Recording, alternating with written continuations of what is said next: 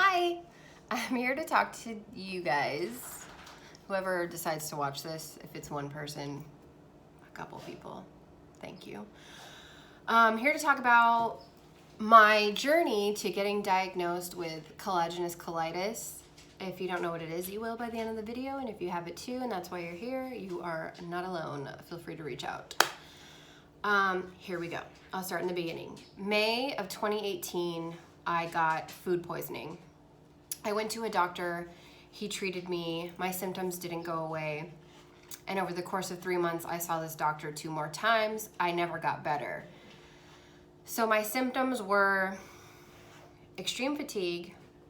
I obviously was dehydrated because I had the runs all the time. No matter what I did, no matter how much I changed my diet, no matter what probiotics I took, nothing was getting better. And I started dropping weight, like a lot of weight really fast, which was terrifying. So I ended up going to a second doctor to get a second opinion, who's now my GP, and she tells me that I have an infection. She puts me on Cipro and this other antibiotic that started with an M. I can't really remember what it's called, I'm sorry. But I'm allergic to Cipro. I didn't know that obviously until then, so I just projectile vomited, I got hives. It was lovely. So then she decided to put me on azithromycin, 1,000 milligram. I took that, I felt better for a couple weeks, maybe 2 weeks, 2.5 weeks. I felt better, but not fully. Like my stomach still wasn't functioning the way it should. I still felt really tired, really drained, really uncomfortable, etc. I go back to her again, and she's like, I feel like we're gonna need to get a specialist, like a gastro specialist involved. Let me try to give you a Zithro one more time. Maybe there's some stuff in there that it didn't fully kill the first time. Let's try it again. This should work. By now, we are in August. May, June, July, August. We're like 4 or 5 months into this. I had already lost 15 pounds, 15 or more by then. So I do the second round of Azithro and nothing changes. I honestly feel like I'm getting worse. Every single day, no matter what I did, I had the runs. I'm not gonna say constantly all day, but like 3 or 4 times a day. If I ate, that's what was gonna happen. It didn't matter if I ate white rice. It didn't matter if I kept my stress levels low, I took it easy. Same result. And then it started to really, really affect my sleep. I've never been a good sleeper anyway. I've had insomnia my whole life. And my pain and discomfort was getting so immense that I could not ignore it anymore and I couldn't sleep. So this had already been affecting my whole life. I was just miserable, really depressed. I was having a really hard time dealing with it and just not knowing what was going on with my body. I felt like it was turning on me. And, you know, it affected my work. I had to go to part-time. Like I couldn't handle it. I couldn't manage it. So then I get sent to a specialist. This tiny man that I waited 2 hours to see. I talked to him for maybe 2 minutes, and he tells me, quote, this is a direct quote, "You're not that bad." By now it's September. Almost 6 months into this, and you, sir, you're gonna tell me that I'm not that bad? I'm sorry. I was livid. He ordered me to do blood work, suggested I get a colonoscopy, and I was like, I never want to see this doctor again. Just the way he disregarded me, disregarded my symptoms. He took one look at me. I had to leave work early to go, so I had my hair done, my makeup was done. I mean, I don't have to dress up for work, luckily, but I don't look sick. Do I look sick right now? Probably not. Do I feel sick? Yes, I do. So that was kind of my only experience throughout this entire journey with a doctor like that. And I've read a lot of blogs and I've watched a lot of other people on YouTube, and they say that happens to them, especially like younger women. You know, you say I have these symptoms and they kind of just look at you and, well, you look fine, be on your way. And then it's also hard when you're suffering so much. And besides my rapid weight loss, nobody around me could tell that I was sick. So it's just like you're in this internal battle with yourself, metaphorically and physically, and it's really, really hard to deal with. Anyway, I digress. So I decided to do some research and find a kick-ass GI that is really going to help me. My mom has had a lot of issues in the past. She has diverticulitis, a couple other things, but she had a GI specialist that really helped her when she got really sick years ago. And she's like, I think he's near you, like call his office, he'll help you. I looked him up, like he did his, what do you call it? His residency at Cedars, and he was really well known. He didn't do a TED Talk, but he did something similar in the medical world. So I felt really confident with him. So I call his office, and by now it's probably October, like the beginning of October. He's booked until the middle of November. And I was bummed because it's just, you got to sit between these appointments and you know you're going to feel bad, but there's nothing you can do about it. So I was pretty bummed. And so anyway, I waited. I saw him, cool guy, listened to everything I said. I had been keeping notes on the way I felt every day, what I ate every day. Immediately that same day, I got blood tests for celiac disease and thyroid. The thyroid mostly because my weight loss and stuff like that, whatever, negative. Oh, I'm skipping when I went to the ER. I'm sorry. I did end up in the ER for my pain. It was intolerable. They ran over 40 tests on me. How could I forget this? Sorry. This was right before I saw the specialist. They ran about 40 tests on me for Crohn's, ulcerative colitis, diverticulitis, diverticulosis, any kind of cancers, tumors, you know, the big guns. Every single thing came back negative. I had been tested for C. diff, you name it. You name it, they tested me for it, and everything was coming back negative. Blood tests and all, urine, stool samples, all of it. All right, so back to the specialist. So he tells me I need to get a colonoscopy and pandoscopy, when they put it in your throat. I said, do it. At this point, let's do it.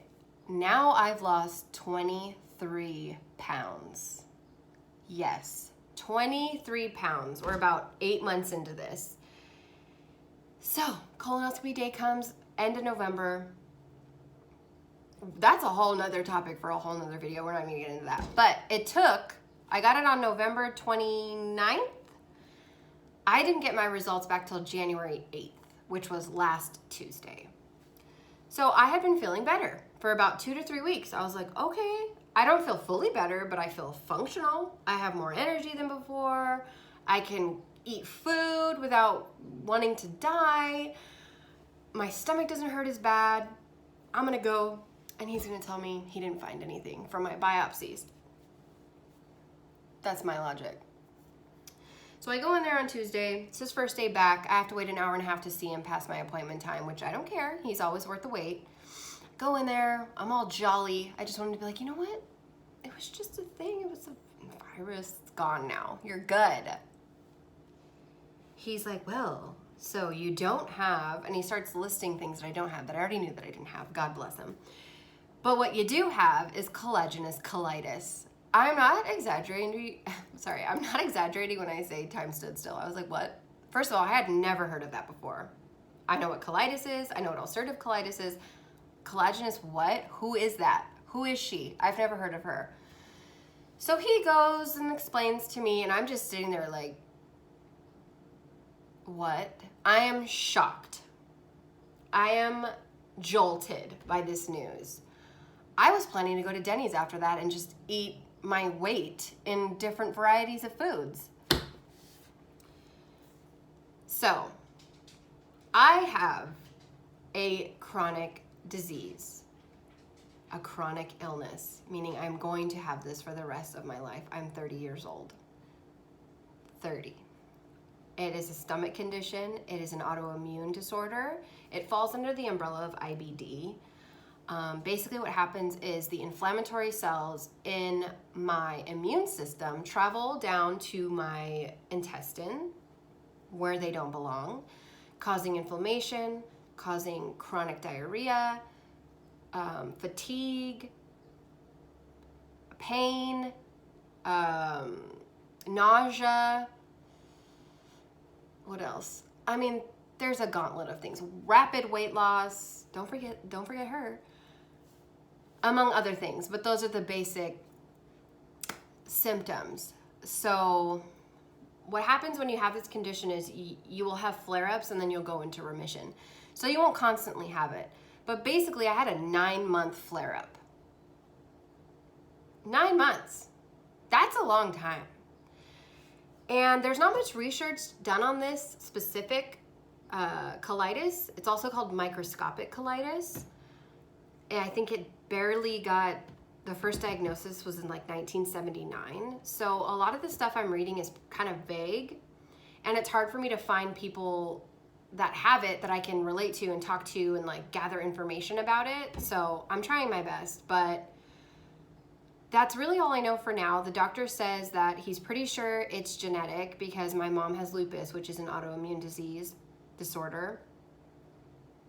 And he thinks that it was probably in my system laying dormant, and then the food poisoning or whatever bacteria I had in my system sparked it up. So there are certain things you can avoid to avoid a flare-up. No smoking, no stress. Yeah, right, I'm the most anxious person on earth. They say to avoid spicy, dairy, blah, blah, blah, blah, blah, blah, blah. So basically there's no way to know when you're gonna get a flare-up. There's no way to know how long it's gonna last. And that's it. That was kind of a vague description of what it is, but I wanted this video to more be my experience of finding out what I have and how I got to where I am now. I am 120 pounds now. I have not weighed this much since junior high. It has been really hard. It's been really isolating. It's been really lonely. It's been very frustrating and discouraging and very, very scary. So I'm making this video to talk about it, to give it a voice. I want to make more of them for anyone who can relate. Reach out.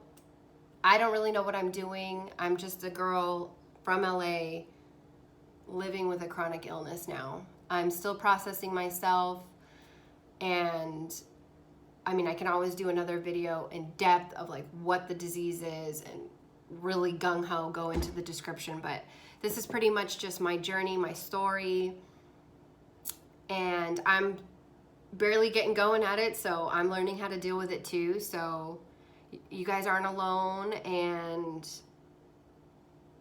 I know it can feel really, really, really, really lonely. So that's just like the point I kind of want to drive home, that you're not the only one. No matter what you have, if it's just chronic illness in general, you're not alone. There's a lot of us out there, and I just want to put this out in the universe so maybe one person watches it and finds some comfort in it, because I know that I have, watching other people talk about their illnesses and just how they deal with it and kind of like how they go about their day-to-day lives. So that's it for now. Thank you for listening. I know this was a long one. I appreciate you sticking around for it.